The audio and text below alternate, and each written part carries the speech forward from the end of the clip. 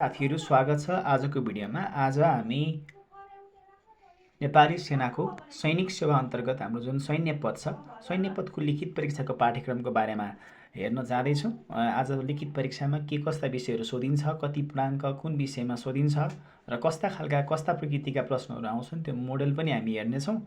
अनि तपाईँ हेर्दै हुनुहुन्छ हाम्रो फोर्सेस लोक सेवा, हाम्रो नेपाल आर्मी, नेपाल पुलिस र एफएएफको लागि ग्रिन गार्डद्वारा सञ्चालित हाम्रो एउटा डिपार्टमेन्ट हो। यो च्यानललाई तपाईँले सब्सक्राइब गर्नुभयो भने नेपाल आर्मी, नेपाल पुलिस र सशस्त्रको निम्ति आवश्यक सम्पूर्ण तपाईँको क्लासहरू पाउनुहुनेछ। हामी भ्याकेन्सीको कुराहरू राखिदिनेछौँ, फिजिकलको कुराहरू राखिदिनेछौँ, नोटिसहरूको कुरा राखिदिनेछौँ र लगभग सबै सिलेबसमा अथवा नाम निकाल्नलाई पढ्नुपर्ने सबै कुराहरू आज हामीले अबको दिनहरूमा यो च्यानलमा आउनेछ। बिस्तारै तपाईँले चाहिँ च्यानललाई सब्सक्राइब र लाइक गरेर चाहिँ राखिराख्नु होला। हुन्छ, हामी ढिला नगरी जाउँ अगाडि र नेपाली सेनाको सैनिक सेवाको सैन्य पदको लागि लिखित परीक्षाको जुन पाठ्यक्रम छ कस्तो छ त भनेर आज हामीले हेरौँ। अब त्यो हेर्दै गर्दाखेरि खासमा लिखित परीक्षाको चाहिँ पूर्णाङ्क चाहिँ कति हुन्छ भने 100 मार्क्सको चाहिँ हाम्रो लिखित परीक्षा हुन्छ।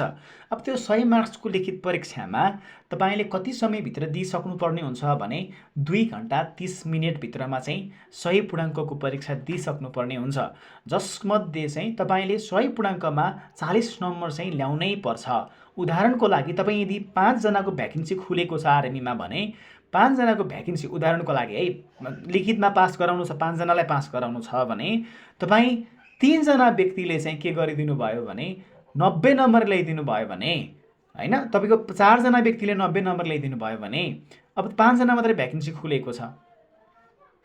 त्यो अवस्थामा चाहिँ के भइदिन्छ भने कम्पिटिसनको आधारमा चाहिँ त्यो के भइदिन्छ भने मार्क्स उत्तीर्णाङ्क भन्ने कति नम्बर ल्याउने पास हुने भन्ने भइदिन्छ।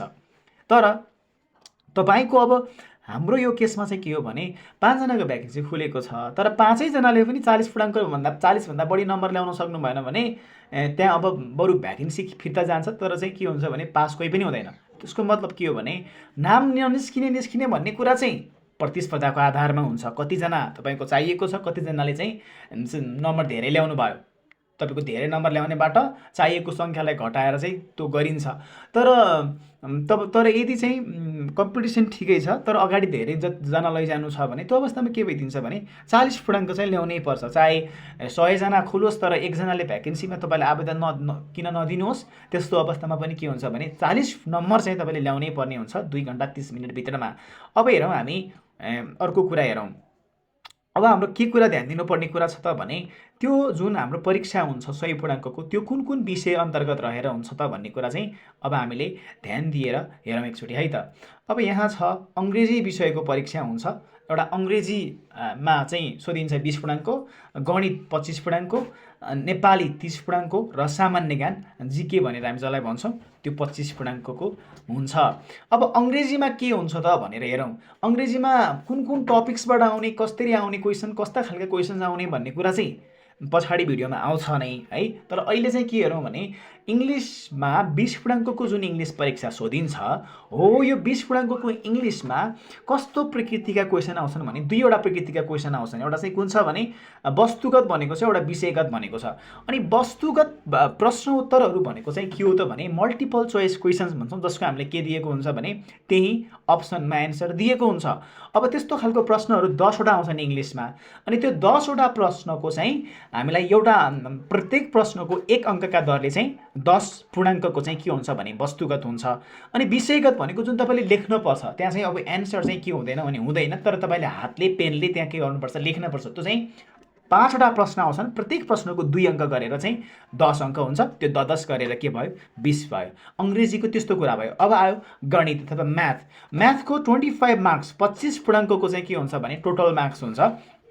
म्याथमा पनि के भयो त भने अब म्याथमा चाहिँ के भइदियो फेरि हाम्रो इङ्ग्लिसमा चाहिँ 10वटा टिक लाउने 5वटा लेख्ने थियो। अब म्याथमा चाहिँ के भयो भने 5वटा टिक लाउने 10वटा लेख्ने गरेर चाहिँ के भयो भने 25 पूर्णाङ्कको हुन्छ। अब यो गणितमा पनि विषयगत भनेको लेख्ने जोड घटाउ गर्ने अनि गुणन भाग गर्ने त्यो कुराहरू के कस्तो छ सबै कुराहरू हामी पछाडि हेर्छौँ नै।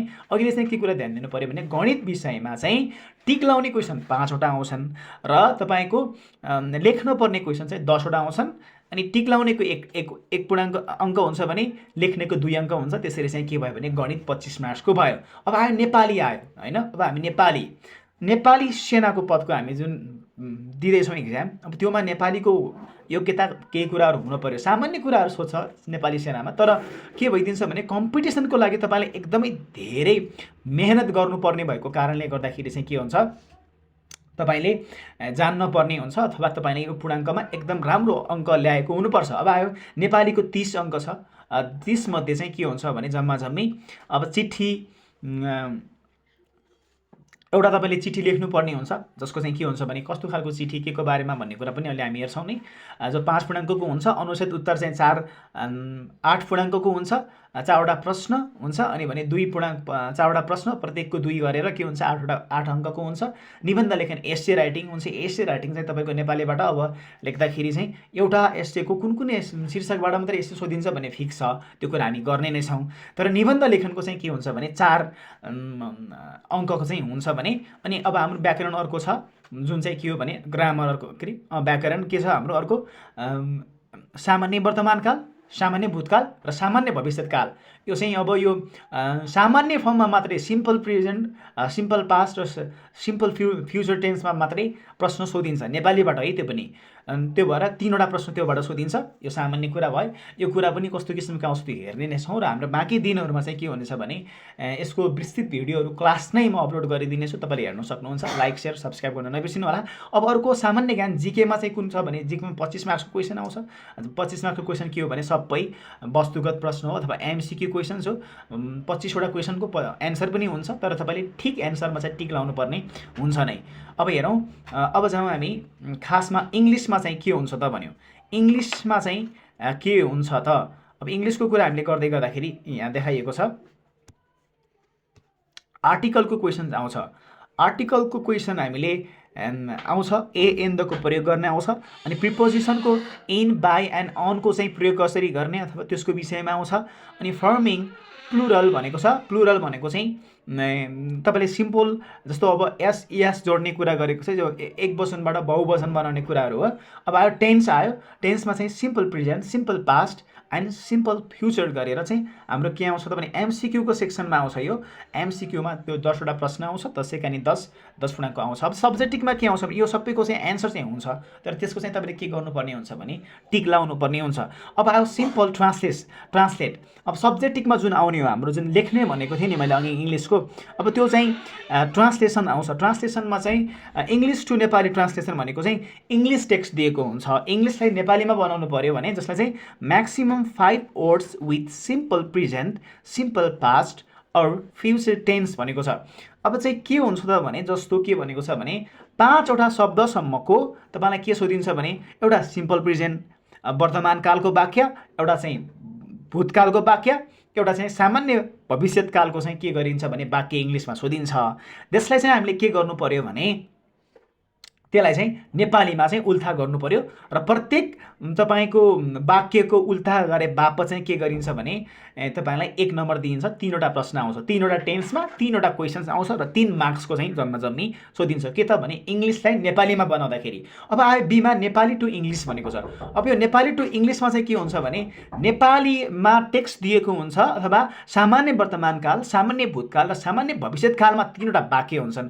र 3वटा वाक्यलाई चाहिँ अङ्ग्रेजीमा ट्रान्सलेट गर्यो भने प्रत्येक वाक्यबाट तपाईँलाई 1-1 नम्बरका दरले चाहिँ के दिन्छ भने 3वटा तपाईँलाई 3 अङ्कको चाहिँ प्रश्न सोधिन्छ, जसमा चाहिँ तपाईँले मिलाउनु भयो भने चाहिँ 3 अङ्क नै दिइन्छ। अनि अर्को प्रश्न पनि आउँछ हाम्रो, जम्मा जम्मी के आउँछ त भने अब 5 अङ्कको चाहिँ इङ्ग्लिसमा के आउँछ भने म्याच द फलोइङ वर्ड्स भनेको छ। जस्तै कलम ए र कलम बीमा चाहिँ दिएको छ।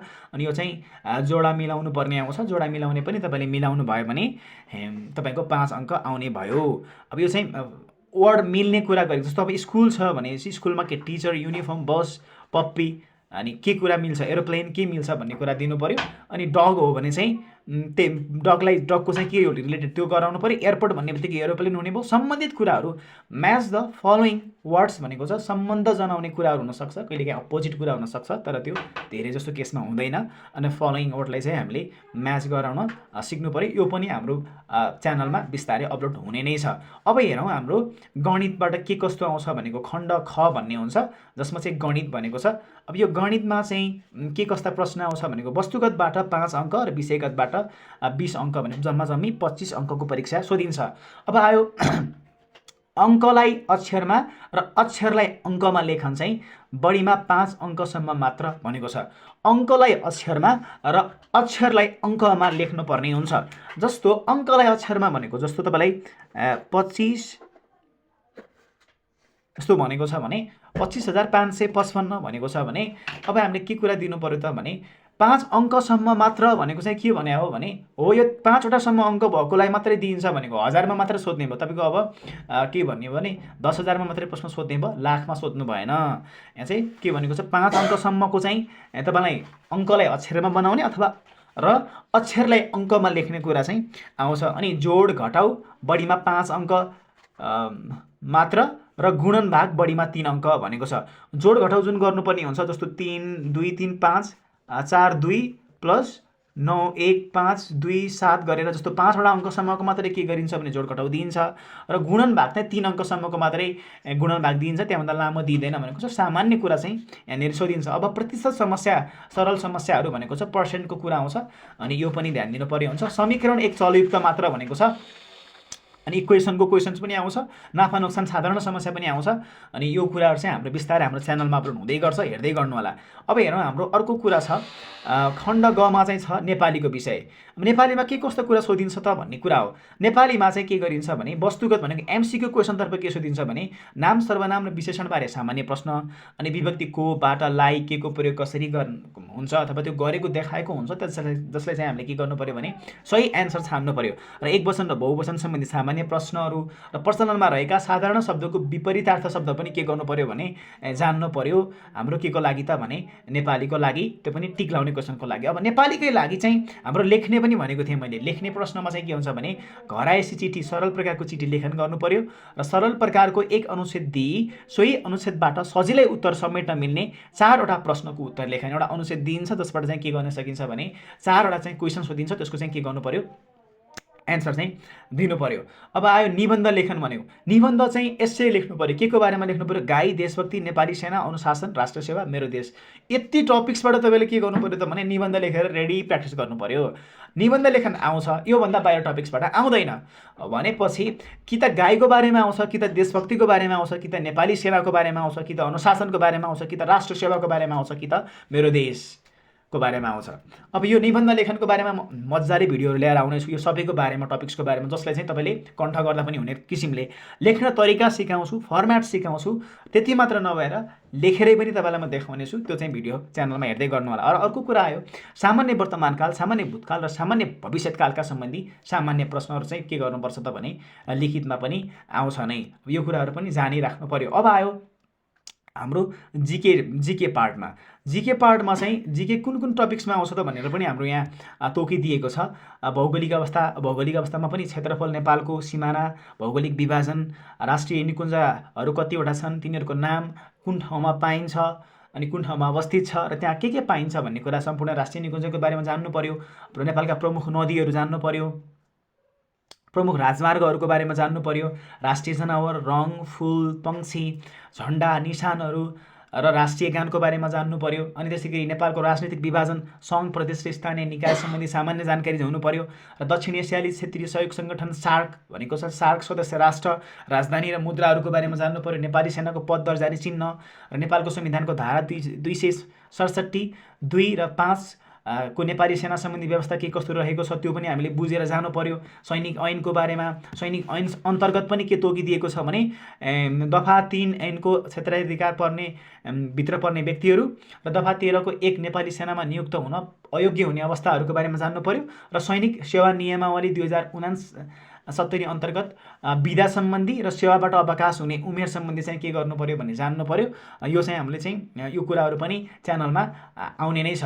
हुन्छ साथीहरू, आजको निम्ति यति नै गर्नेछौँ। हामी बाँकीका दिनहरूमा यो सिलेबसमा भएका कुराहरू तपाईँलाई बताउने पनि छौँ। र अब हामी भिडियो ल्याउँदैछौँ बियरिङ टेस्ट कस्तो हुन्छ र फिजिकलमा चाहिँ के कति हुन्छ फिजिकलको बारेमा पनि जान्नु पर्यो।